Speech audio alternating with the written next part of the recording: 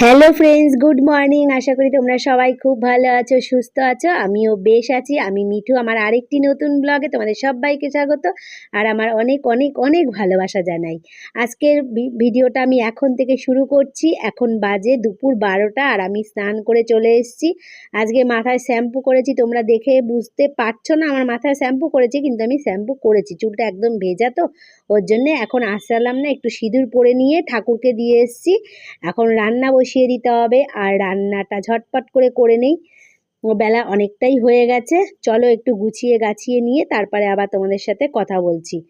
আর আজকে কি কি রান্না করছি সবটাই তোমাদের সঙ্গে শেয়ার করব। আজকে আছে কি বলো তোর মেনুতে, ইলিশ মাছ।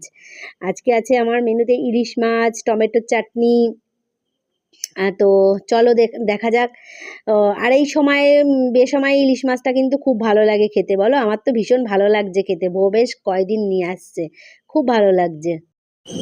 তো চলো ভিডিওটা আমি কন্টিনিউ করছি। আশা করছি তোমরা সবাই আমার সাথে থাকবে। নতুন বন্ধুরা যারা প্রথমবার আমার ভিডিওটা দেখছো, তোমরা কিন্তু অবশ্যই পুরো ভিডিওটা দেখে আমার পাশে থেকো যদি তোমাদের ভালো লাগে। আর পুরনো বন্ধুরা তো আছোই আমার সাথে, তোমরা সাথে আছো বলেই আমি এত দূর এগিয়ে আসতে পেরেছি। আগামীকালও তোমরা আমার এরকমভাবেই পাশে থেকো, তাহলে আমি আরও একটু এগিয়ে যেতে পারবো আশা করছি।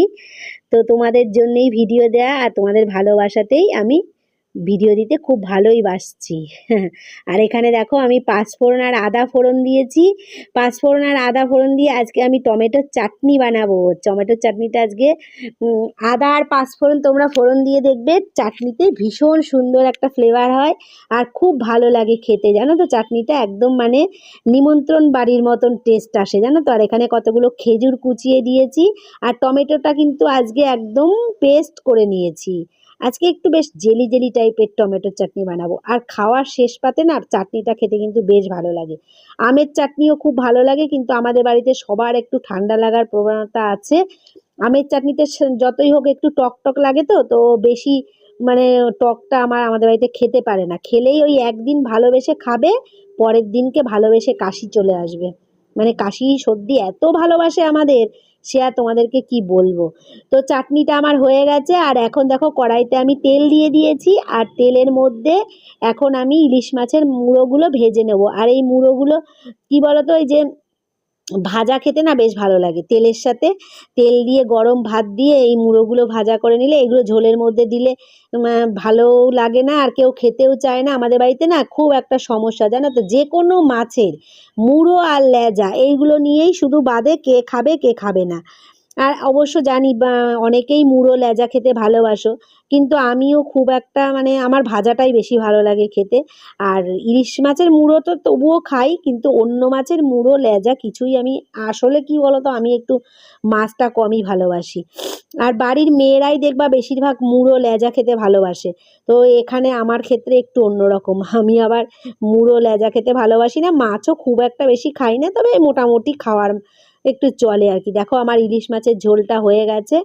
ঝোল বলতে ওই মাখা মাখা করে বানিয়েছি। তো ওই তো আগেই তোমাদেরকে বললাম ইলিশ মাছটা খেতে কিন্তু এখন খুবই ভালো লাগছে।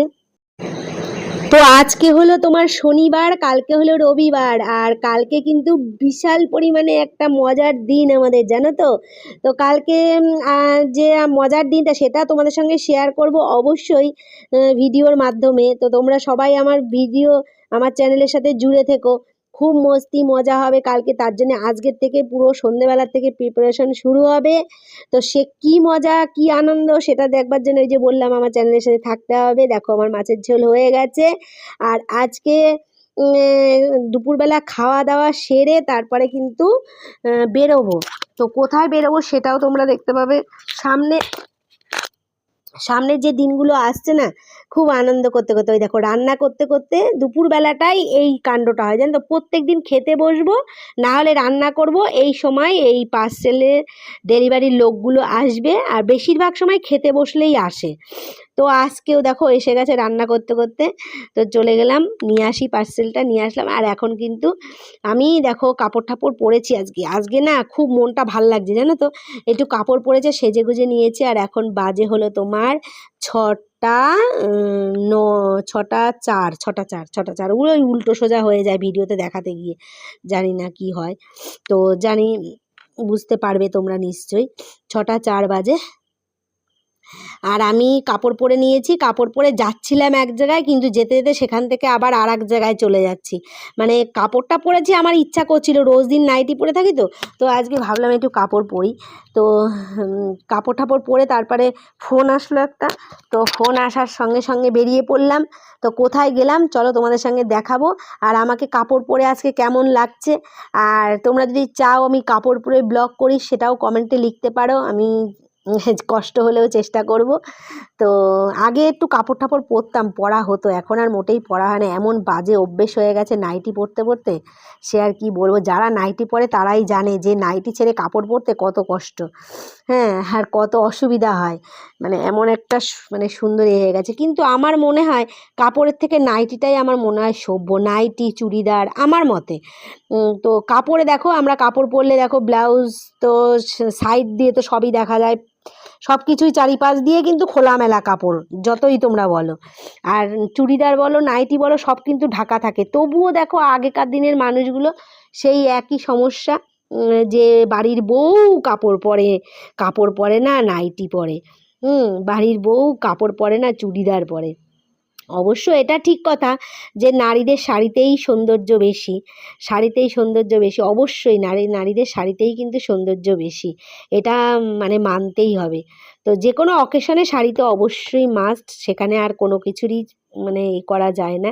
তো দেখো আমি চলে এসেছি বেনারসি কিনতে, কিসের জন্যে বলো তো, বুঝতেই পারছো বিয়ে আছে সামনে, তো বিয়ের জন্যে বেনারসি কিনতে এসেছি, বেনারসি দেখাদেখি করছি। দেখো এই বেনারসিটা মোটামুটি পছন্দ হয়েছে, কালারটা এত সুন্দর, ছবিতে কতটা কি আসছে বুঝতে পারছি না, কালারটা ভীষণই সুন্দর আর ভীষণই মানে একটা মিষ্টি কালারটা, মানে লাল না, কিন্তু লালের থেকেও মানে সুন্দর কালারটা, মানে ছবিতে কতটা তোমরা বুঝতে পারছো জানি না। আর এটা হচ্ছে মেরুন কালার, তবে মেরুনের থেকে এইটাই বেশি, লালটাই বেশি ভালো লাগছিল। মানে লালটা মানে এত মিষ্টি লাল, এটা মানে বলে বোঝাতে পারবো না আমি। তো এই মিষ্টি লালটাই মানে শেষ পর্যন্ত নেওয়া হয়েছে, অনেকগুলো শাড়ি দেখা হয়েছে, তার মধ্যে এই মিষ্টি লালটাই নেওয়া হয়েছে। আর তারপরে আরও দুই একটা শাড়ি পছন্দ করেছি আর কি।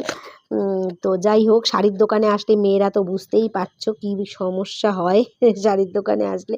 আর এখন আমাদের বরেরা তো আর আসতেই চায় না আমাদের সাথে, জানে যে বাবা এই মেয়েদের কাজ মেয়েরাই করে আসুক, আমাদের সেই দাঁড়িয়ে থাকতে হবে হাঁ করে, দরকার নেই। আর এই কালারের শাড়িটা দেখো তো কেমন লাগছে, এই কালারের শাড়িটা আমার ভবিষ্যতের জন্য আমি বেছে রেখেছি, ছবিও তুলে রেখেছি, ভবিষ্যতে এই শাড়িটা আমার নেওয়ার ইচ্ছা আছে। কিসের জন্যে সেটাও তোমরা জানতে পারবে আমার ভিডিও চ্যানেলের সাথে থাকলে অবশ্যই। আর এই দিদিভাইটা ভীষণই ভালো, আমাদের সাথে খুবই গল্প করছিল।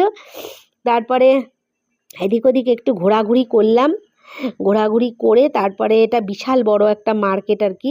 তো এদিক ওদিক ঘোরাঘুরি করার পরে তারপরে আমরা গেলাম হলো আমার বোনের বাড়িতে, সেখানে একটুখানি খাওয়া দাওয়া হলো, চা ফা খাওয়া হলো, ভাত টাত খাওয়া হলো, মোটামুটি টিফিনের মতন ভালোই খাওয়া দাওয়া করে কমপ্লিট করে তারপরে এখনও মানে দোকান থেকে কিন্তু যাইনি, আমি তোমাদের সাথে আগেই গল্পটা করে দিচ্ছি। আর বোনের বাড়ি যে গেছিলাম সেটা আর আমি শেয়ার করিনি আর কি, ভিডিও করা হয়নি, এত গল্প আর জামা কাপড় কিনে সবাইকে দেখাতে দেখাতে টাইম চলে গেছিলো। আর এখন আমরা দেখো ভ্যানে করে বাড়িতে যাচ্ছি, বাসে করে যাই, সেখানে আমরা আজকে ভ্যানে করে যাচ্ছি। একটা ভ্যান পেয়ে গেলাম আমাদের ওইদিকে, জানো তো, ইঞ্জিন ভ্যান। আর এই ভয়েসটা আমি যখন দিচ্ছি না, ইঞ্জিন ভ্যানে আসার ফলে আমার কি হয়েছে, নাক টাক সব বন্ধ হয়ে যাচ্ছে। আসার সময় তো খুব মজা লেগেছে, হাওয়া লেগেছে, আসলে অতিরিক্ত হাওয়াটা না গায়ে বসে গেছে একদম, আমার আবার কিছু না সহ্য হয় না, কি আর বলবো, এই একটাই প্রবলেম ঠান্ডার। তো চলো আজকের ভিডিওটা এই পর্যন্ত, আশা করছি তোমাদের ভালো লেগেছে, ভালো লাগলে আবার দেখা হবে নেক্সট ভিডিওতে। সবাইকে আজকের মতন গুড নাইট, টাটা।